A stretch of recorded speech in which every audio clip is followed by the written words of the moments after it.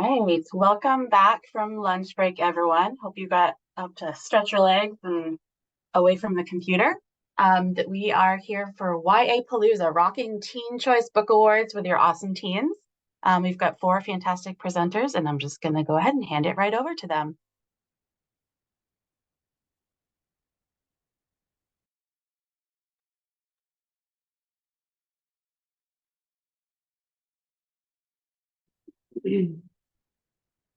So I guess I'm starting. Can you hear me, Kara? Yeah, okay. Anyhow, we thought we would just get this started while people trickle in. If you want to share in the chat if you've read any good books lately.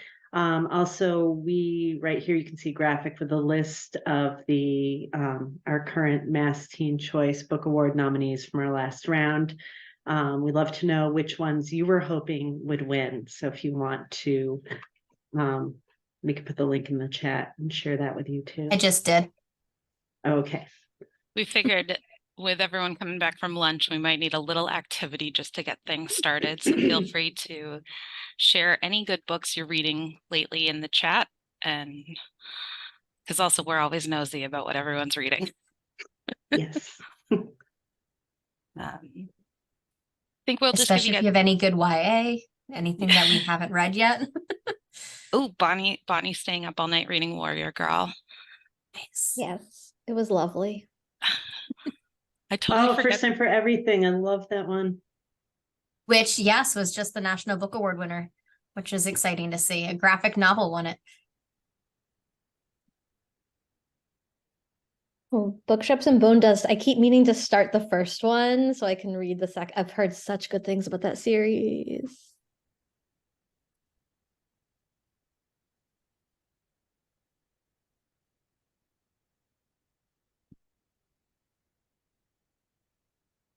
Oh, I still haven't read The Ballad of Songbirds and Snakes yet, and I'm so excited for the movie. Ooh, and Fourth Wing book too. Someone has Fourth Wing book too. I'm waiting for my library to deliver it. Oh, the Blackwoods. Some fantastic. Yeah. Some good suggestions in the chat. I know, this is great. Nate Bain. Ooh, Stateless has been on my TBR. Oh, when Angels Left the Old Country, I love that one. So good. Okay, this is very exciting. I'm scared I'm going to get distracted, so I'm going to close the chat because I'm in charge of the slider. So don't forget to cast what you would have voted for the Mass Teen Choice Book Awards. And I think we're probably ready to get started on the next slide. I do want to mention that this is while it's about the Mass Teen Choice Book Awards, anything that we talk about can be taken for your state book awards list. So just replace Mass Teen and use your state book awards, because I know we've got some other people in the chat too. So let's talk about it. Francesca, take it away. Okay. So welcome to the Mass Teen Choice Book Award. Uh-oh, wait a minute. Shoot, this isn't working. I made a fancy setup for myself. Okay, anyhow, welcome to the Mass Teen Choice Book Award. We are just now entering our 3rd year. The point of the book award is to engage teen readers, but also to bring teen librarians together from across the state. It's been met with really enthusiastic response. People seem really into it, and it gets bigger and better every year. Next slide. So this is Booker. This year or last year, we decided to introduce a mascot as a way to just keep engaging teens and giving them a way to give us some feedback. Booker is a black-capped chickadee, which is the Massachusetts state bird. And we held a naming contest over the summer at the same time that the reading session was happening. And so kids could vote on a name for the mascot. We made all kinds of cute little graphics and shared them on social media. And then when our committee met for the first time this fall, we voted on the name, and our mascot became Booker. And you'll see Booker in a lot of our graphics if you follow us. Next slide. So teens, we released our list of books in the spring, late spring, and teens have the summer to read the books, and then they have the first 3 weeks of September to vote on their favorite title. And we like to say, even if you've only read just one book, you can still vote. We do a big social media push to remind librarians to get their teens to vote. Voting can happen online or in ballot boxes in the library. And at my library, it happens both ways. And then, next slide. We build up all kinds of fanfare and we announce our 2023 winner. We do a countdown on the final week. We have a teen-made announcement video, and here's the video right here. Whoops. Whoops. Somehow it running skipped away ahead about 5 slides when I did that. I apologize. You're like, we don't need to practice. We know what we're doing. Let's try that again. Okay.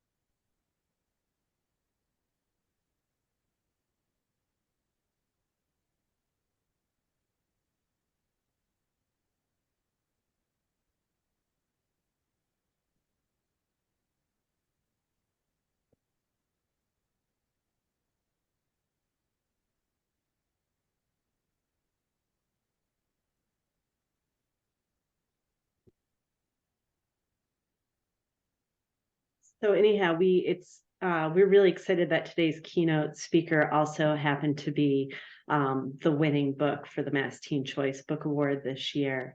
And let's see. And it's always really exciting to see what books the teens picked. We also like to share the runner-ups. So this year, first and third place were both in the horror genre, and second place was historical fiction / thriller, just like last year. And yeah, I'm going to pass this off to Katie now. So now that we've kind of talked about the winner of this year, which was very exciting, and I hope you all got to see Tiffany Jackson talk. She was fabulous. We're excited to talk about how we get here and what we do with it and how we involve teens in the whole process. And so this is kind of our agenda for today. So we'll talk a little bit about the committee and who's on it, talk about the book list itself, making it and reading books, which is so much fun, and then marketing the award, and then taking that award and the award list and using it to engage with teens. Real quick though, before we get too into it, we just want to introduce ourselves. So we'll start with Susan. So I am Susan Elbag. I am the Teen Services Librarian in Lunenburg, and this is my 3rd year on the reading committee. I am co-chair of the marketing committee. And I think one of the biggest takeaways that I've had, other than my TBR getting out of control with all the books we talk about, but it's helped me improve critically reading YA and kind of working on reviewing titles that I read and looking at things differently. So that has definitely been a big help. So and what book I was working for was The Honeys. I was hoping for The Honeys to win.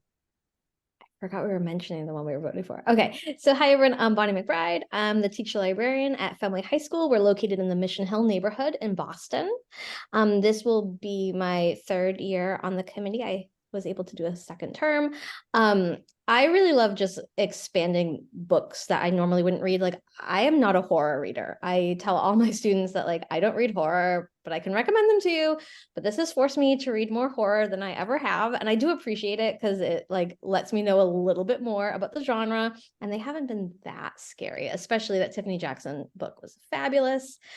I think the one that I wished won was, I don't know. I am happy that The Weight of Blood won. So I'll just stick with that. I'm happy it won. My name is Katie Nelson. I'm the head of teen services at the Beverly Public Library, and I'm the co-chair of the committee. So I help run the committee with Suzanne Larson, who I think is somewhere in this chat. And this will be my third year working on the committee. And I particularly love seeing the teens' responses to the committee. I think it's, excuse me, it's really great because I didn't realize how many fans I had of historical fiction until we started doing this. So it really helps with collection development and helps me realize what I'm looking to purchase for the collection. And I would say, well, I love them all. I would really recommend checking out The Silence That Binds Us if you're going to read something off the list. I'm Francesca Facilia. I'm the teen librarian at Greenfield Public Library. This is my second year on the reading committee, and one of the things I enjoy is that it is just the best readers advisory ever. I feel like I've really fine-tuned and honed the books I'm purchasing for my collection. I find out about all kinds of books. We do so much reading.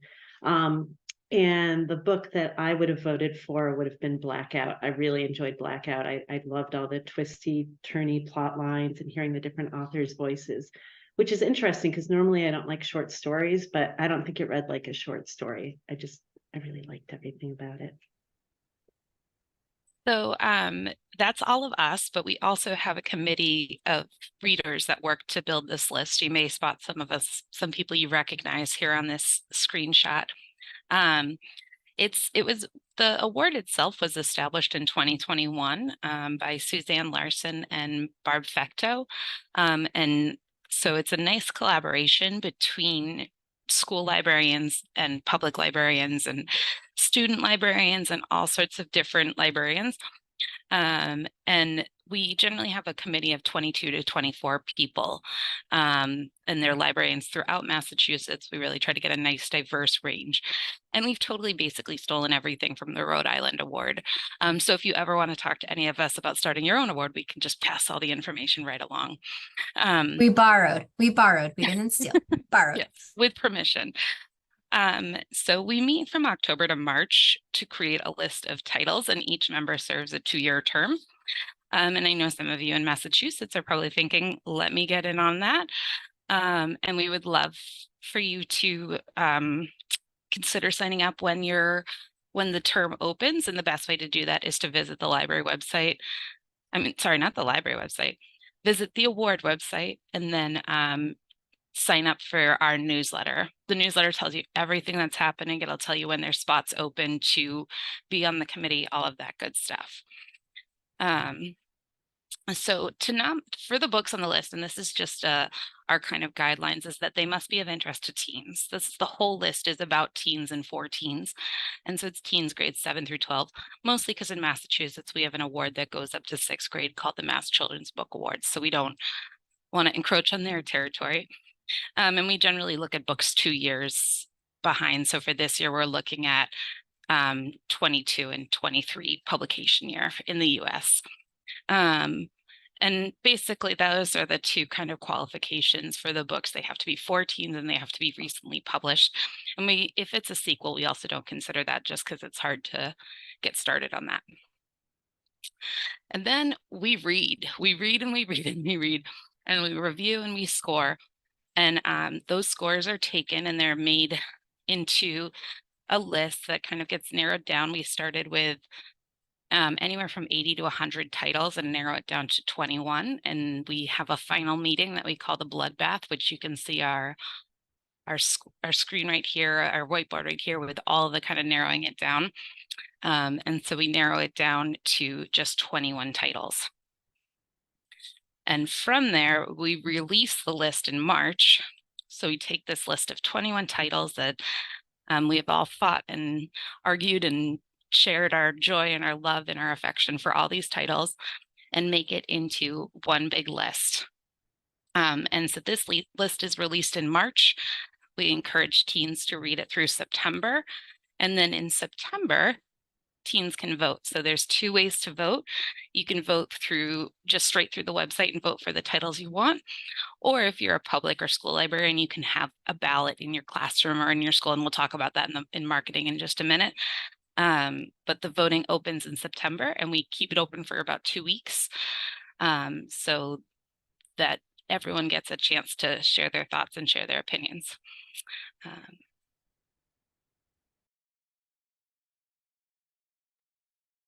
right, so it's up to me. So let's kick off marketing with what you guys have all voted for. So votes are spread around the whole list, which is exciting, which means that we did something right with picking some good titles. But the winner with 4 votes total out of everything that you picked of what you hoped was going to win is I Must Betray You. So that is kind of exciting. Second was Messy Roots, which was a graphic novel. So thank you for voting. It's always interesting to kind of see where our fellow librarians think of the books that we have on the list.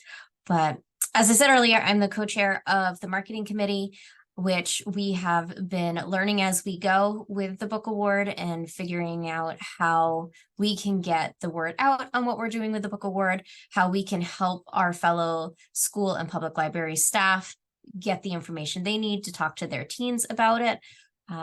Basically, we try to hit all of the social media platforms out there. We're on TikTok, we're on, X, I guess now, Facebook and Instagram. We have a newsletter that we send out to. We have our website. So we try to get different things out there so that we can engage with library staff. We can engage maybe with teens, but mostly with library staff and authors who can help get the word out too. Katie, if you want to go to the next slide. And so here is an example of some of the graphics that our marketing team came up with. We try to do a little bit of everything. So we'll do First Line Fridays when we're marketing the books that are on the nomination list, and that will just be the first line from that book. We did read-alikes this year. So if you like these books, you might like this book that's on the list. We did genre ones. What we also do, we call them mood boards. So we'll make a graphic specifically for a single title and kind of build around the themes in it and get that out there too.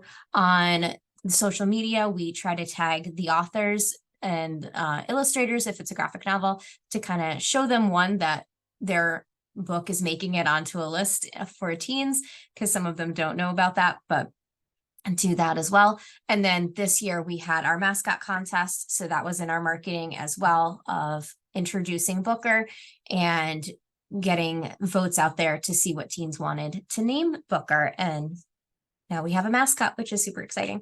And that's kind of showing how we evolve as a book award as well, where we didn't have a mascot at the beginning, but we thought that that would be a good addition. So we're just we're adjusting as we go along. And trying to post constantly is the big thing. So especially after we finalize our list of nominees, between that and then over the summer leading up to when voting opens, we want to make sure that we're posting frequently so that we're getting out there in the algorithms, and that we're also reminding people of books that are on the list and that voting's coming up, and hoping that they'll get their teens engaged with it as well. You can go to the next slide. And one of the most fun things that I love personally on the marketing committee, because I'm monitoring a lot of our social media, is when authors are engaging with our posts, and some of them are sharing them. These are just a couple. So you can see that we had one author put us in their Instagram stories with Blackout. Jonathan Stroud commented and tagged us. Ryan LaSala gave us a little backstory on the honeys when he was promoting it, which is kind of cool. So those are just a few examples, but it's always nice to see the authors engage. And I would like to think that it also benefits them, and it's kind of the warm fuzzies for them as well to know that their books are making it onto a list. So, and it helps get us to a wider audience, which is always good. You can go to the next one. You want to flip slides, Katie? There we go. And one of our biggest things, obviously, is to make things as easy as possible for library staff. And so we have on our website, which I had put in the chat earlier, but there is a tab called For Libraries, and it'll bring you to this screen, and we have printables. So you can print bookmarks, you can print posters, you can do the social media posts. We share everything on there in color and in black and white, depending on what printer options you are available to you in your library. And then that way, it makes it super easy that you can help promote the award in your own library. You don't have to create anything. We do it for you. We put it out there for you. We work with SOAR to make sure that the nominees get on that list for audiobooks so that students have access to it. So we try to make it as easy as possible to help you help us get the name or get the word out there for the teens and hopefully get them engaged with things. And then the next slide shows some examples of what we had. We did a What Do You Want to Read this year, which helped with kind of what mood are you in for a book and point you to different books that were on the nomination list.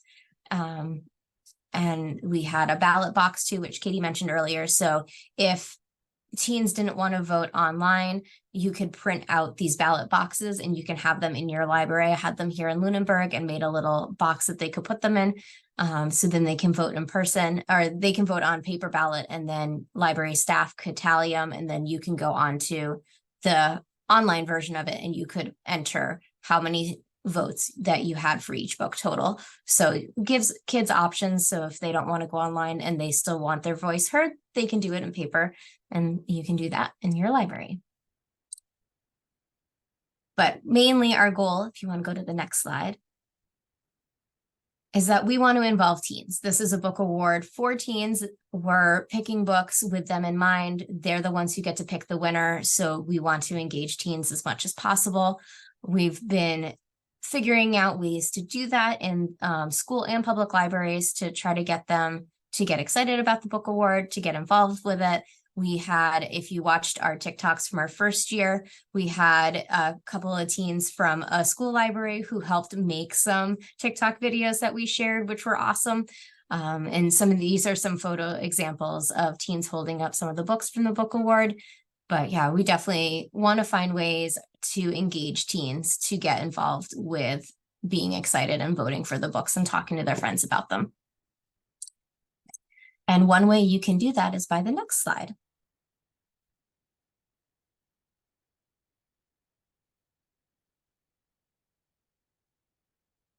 There we go.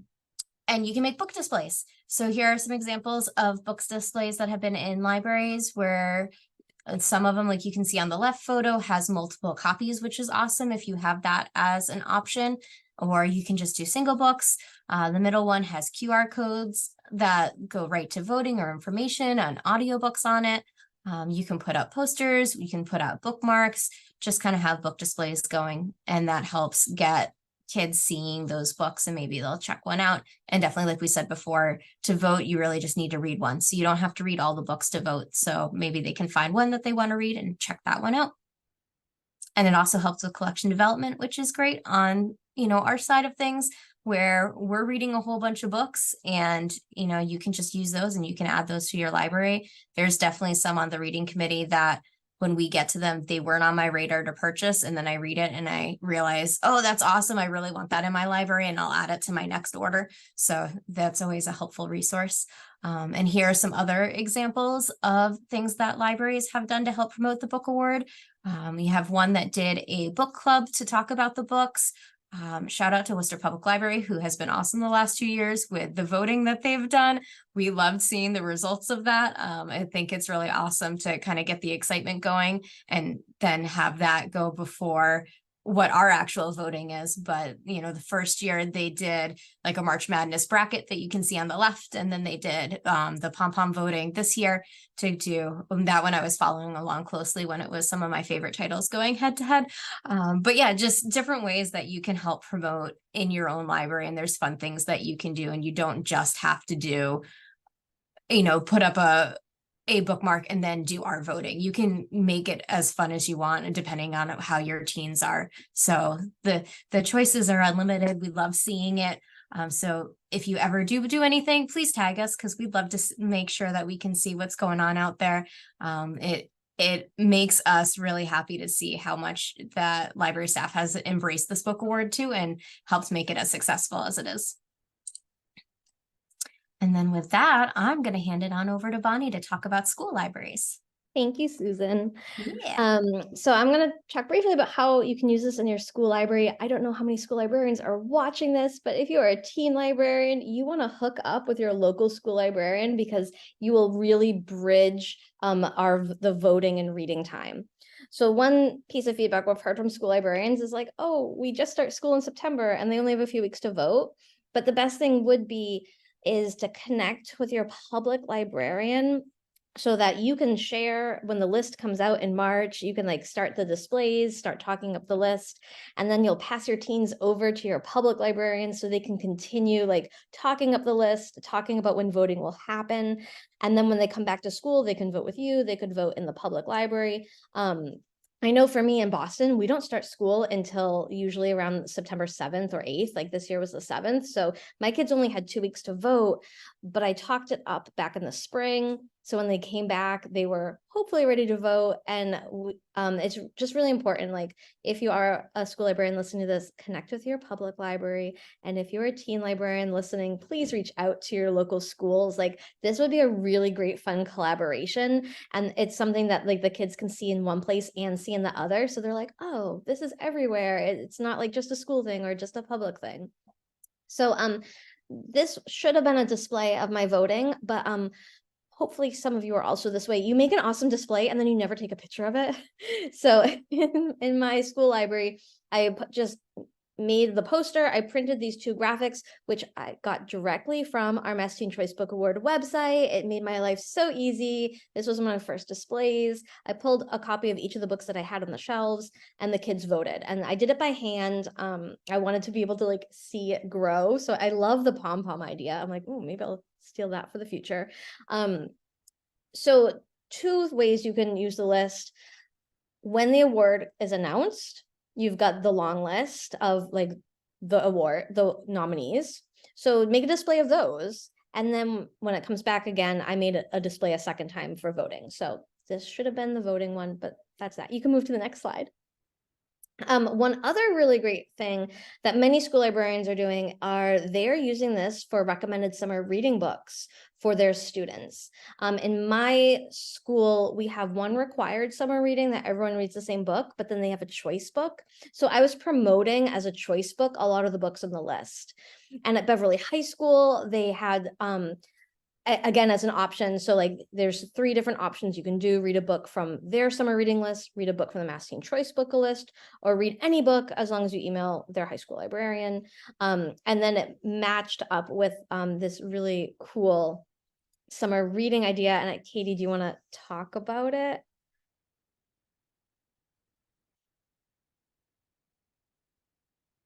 I put Katie on the spot. Yes. Sorry, my mute keeps disappearing and I can't pull it back. I apologize. We do a bingo card every summer for summer reading. And so one of the choices for summer reading was to read an MTCBA book as an option. And that's great because we try to make a list that's going to have books for everybody. So you're not going to have to read a book that you don't want to read. There's something fun for everyone. So then I was like, well, that's an easy square on my bingo card for summer reading. So. Okay, so we can go on to the next slide. So just here's some examples of how one of the final products at Beverly High School to show that you did your summer reading was to create like a poster or an art representation of the book you read. So here are some students with their posters that they're showing off. I love their creativity. So this is just another idea of for public libraries, if you're doing a summer reading program, you can promote them, but also for school libraries, these are books that have been read by librarians across the state. They've been vetted. We all think they're awesome, and it really saves you time from creating your own list. You can just use ours and trust that it is great choices that hopefully the kids will all love. Next slide, and I'm going to turn it over to Katie with questions. So I'm moving on to the next slide just so that you guys can contact us for anything if you have any questions or anything like that. I apologize. I say there was a little bit of a delay for some reason in between the slide changes and then it transferring to you guys. So I apologize on that end. And it looks like Susan has thrown all our information in the chat. We were a lot faster than I thought we would be. I noticed we have a Q&A question. We do. Question, I just opened it up. Where did you get the design for the mascot? Does one of the committee members do the art? So that would probably be a question for Francesca. I think she masterminded that. Yes. I love Canva. I can't get enough of Canva. And I was just looking at Massachusetts symbols. Like you'll see our reading logo is the city sign that you see on highways across Massachusetts for various towns, shaped like a book. And then I looked up our state bird, and it was the black-capped chickadee. And luckily on Canva, they had the world's cutest graphic in all different positions with its wings going everywhere. And so that's how we ended up with the mascot. Yes, we love Canva too. Yeah. I think one of the things I would love to hear from participants, and you can either put it in chat or say it out loud, is especially because we've got other states here, whether you use your state award list, if you have a state award list, if there's anything that, yeah, it was easy. If there's anything that you would like to see from your state award list, I can't guarantee that we can do everything, but we've got another question too in the thing, which I can answer. So it's, do teens sit on the committee or help narrow down the final list? And they don't. I think with us being a reading committee of professionals who work with teens, that's always in our mind a lot of the times on, we're reading books from our adult perspective, but keeping the teens in mind. And we've had long discussions about that on some of them, of that we might think that they're not our favorites, but we know that a lot of our teens would love it, or it's a type of book that they would really love. So, finding that good mix of making this award for teens of books that they really want to read while keeping them with being quality literature, but not having them all be nonfiction serious stuff too. Yeah, we do try to keep a nice balance, but and then I see Bonnie commented that they do a punch card for every 5 award books that the teens read, and then they can choose a free giveaway book. That's a great, fantastic way of incorporating this stuff into your library. And then I'm seeing Vermont has 3 lists: Green Mountain for YA, Golden Dome for middle grade, and Red Clover. What beautiful names. Ours is a little more stodgy than that. So you could use any of these lists for, any of the things we did, even just engaging with the lists by voting with the little pom-poms, all that kind of stuff.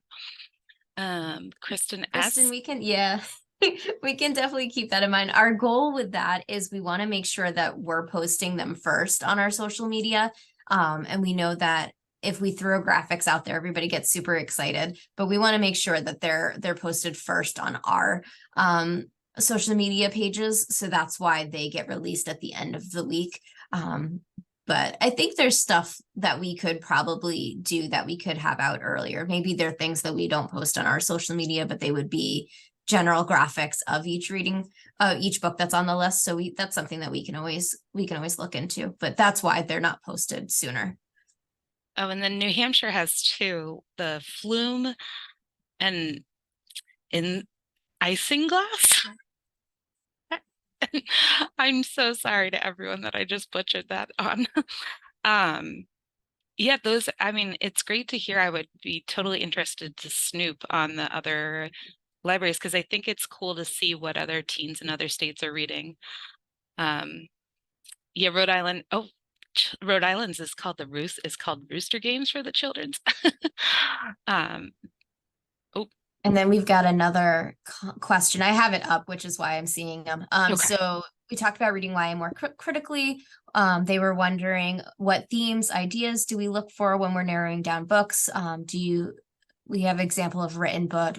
Do you example of a review written before the books are narrowed down to 21? So I think Katie talked about it briefly when I can expand on this a little bit. So the way it works is there's 22 members of the committee. And so each book is nominated by a member of the committee, and we ask, and then it's read by up to 8 committee members, if not more. And once it's read by 8, we start voting to keep it on or to remove it from the list. And each person who reads it and is eligible to vote is expected to write a review that's critical is not necessarily the right term, write a review that is introspective of the book and thinking about the book, and we talk about 2 things. We talk about quality of the book, whether it's a well-written book, whether it's a poorly written book, whether it's entertaining, gonna be all that kind of stuff. And then we also talk about popularity. So whether it's a book that we think teens will like to read, or whether it's a book that we think is more like gonna just sit on the shelf and get dusty. And then we take those 2 kind of values and use that to rate it. That's how we get that kind of combination of quality, but also appeal to teens, like that teen appeal. And I think we'll probably not share. I don't want to put anyone on the spot on sharing their reviews and written reviews, because a lot of times it's responding to someone else's or to, including like, oh, so-and-so said this, but I disagree, or so-and-so said this, and I totally see what they're saying.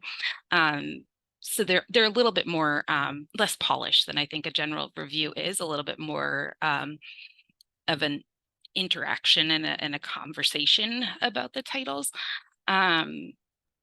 And we also try to, if we know that it's a book that a lot of people haven't read yet, or it's one that we're hoping more people on the reading committee will read. I know I personally do it when I'm commenting on my scores for the books. Is one of the big things that we talk about in our meetings is it suitable for all ages? And then what's the audiobook like? And if it's, the audiobook isn't really good, read a print copy of it or a digital, or the audiobook's amazing and you really need to ingest it in that form. So that's something that we put in our reviews. And I think that's something that we've kind of been adjusting over the years too, of when we're nominating a book, we mention that in our review too, of why we're nominating the book, of this is great for all ages, or it's more suitable for older teens, or the audiobook's great, you got to do it that way. I just want to add in, I just want to add into what, like how Katie and Susan have talked about writing the reviews. If you are thinking of wanting to either join our committee in the future or join your own states, I don't want you to think that you have to write these like beautiful formal reviews like you read in School Library Journal or Publishers Weekly. You don't. It is really, I just want to stress that it really is kind of a conversation. Like the first person who nominates the book pulls professional reviews and then writes a pretty, not super detailed, but like writes a little more detailed than a response might be. So then if I'm reading it next, someone nominated it, I'm like, oh, I want to read that. That sounds cool. I read what they wrote. My response might just be 3 or 4 sentences. And I'm talking about my reaction to it and how I think it would do with teens, or how it is doing in my library with teens, and just how I think the book is written. Like it is really like a conversation. So I just wanted to make sure that you don't think you have to write these beautiful, amazing reviews. Yeah, and some of them are funny. Like it's way more like a text conversation between friends sometimes when we're going back and forth and talking about a book. Like it's not a professional, it's going to end up in, School Library Journal or Kirkus or anything like that. Like it's way more of just people who read books talking to other people who read books when we're just going back and forth on the titles. Yeah, I think I wrote that a book was gorge in the colors were gorge in the book. And also by the time you're like the 21st writer, there's only so much you can do to write a review of something. I'm seeing that Kylie Kolk in chat said that she's on the Green Mountain and they have 2 students on their selection committee. That's great. I don't know how we would pick students, but it's a great idea to get the teens involved on the list. I do think it's, in our situation, it is nice to have professionals make the list and then let the kids promote the list. That's kind of what we have settled on for it. And then I'm seeing some love for the different overlapping titles on the list, which is a lot of fun. She's saying that the teens apply to be on the committee. Oh, is it added on later? Yeah, she just commented, which I think is awesome. That's so cool. I don't know how we would manage that, but we're a fledgling award, so we're still a little baby award that's just starting out, and it's been us feeling our way out and seeing what other awards do, and yeah. I think part of it. Go ahead.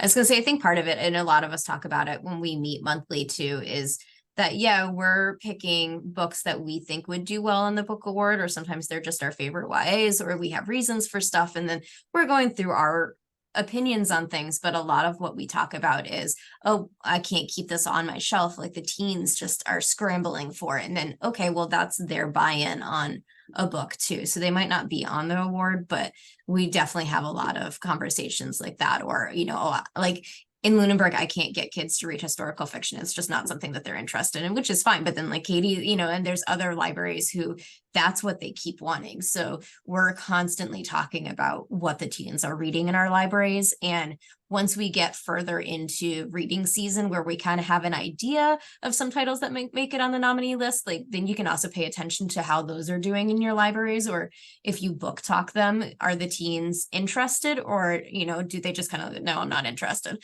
So there's ways to kind of gauge what our teens across Massachusetts are interested in the books that we're thinking of with. But I love the idea of having them on the committee if we can figure that out somehow. Maybe in 2 or 3 years we'll be there. And I'm seeing Flume and is it Isinglass? Isinglass?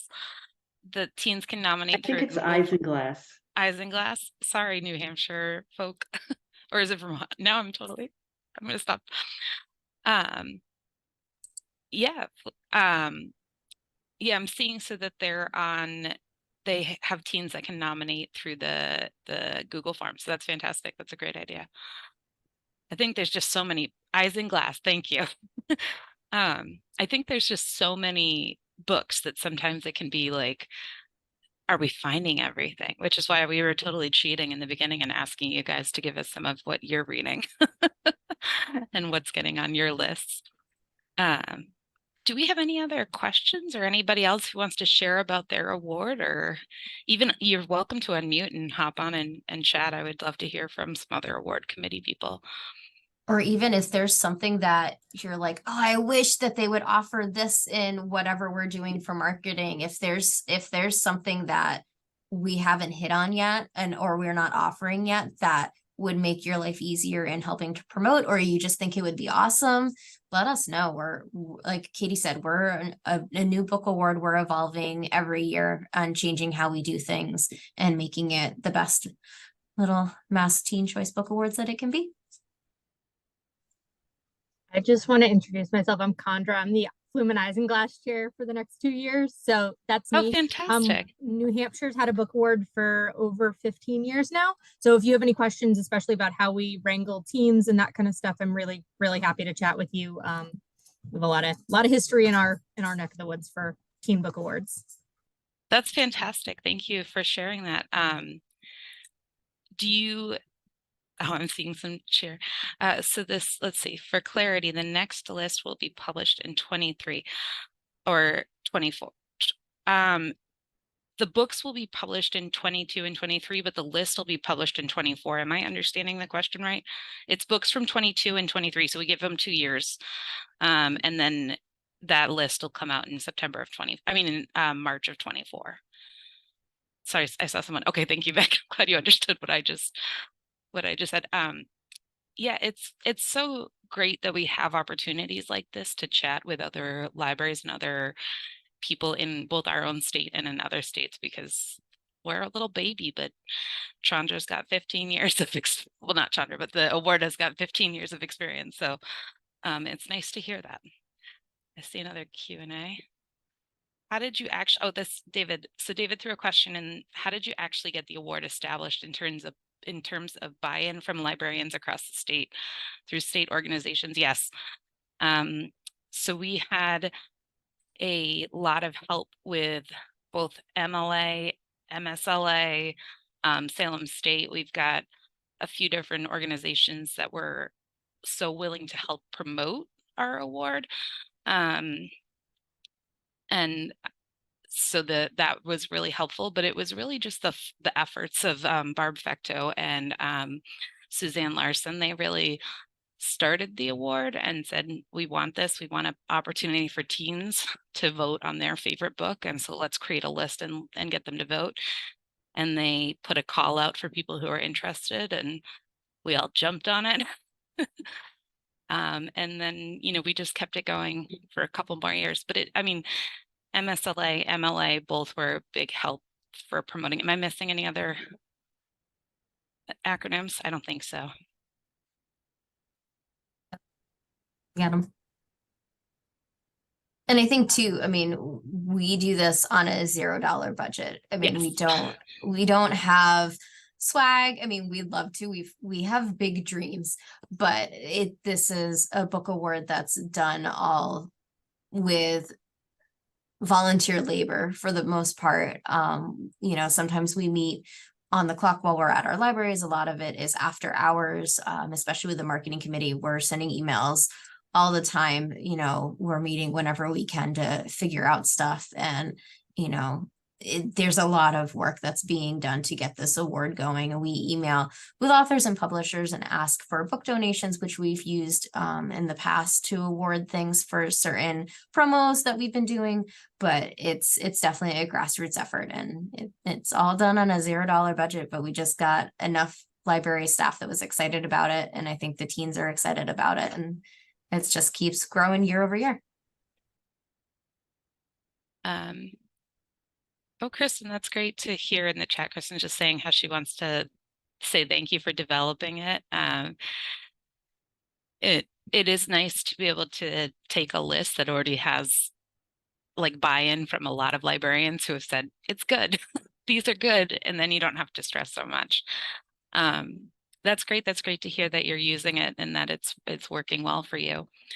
I guess, unless there are any extra questions, there's did I hear correctly? You're looking for, so Vicky asked in the chat that if she heard correctly, if we're looking for more committee members.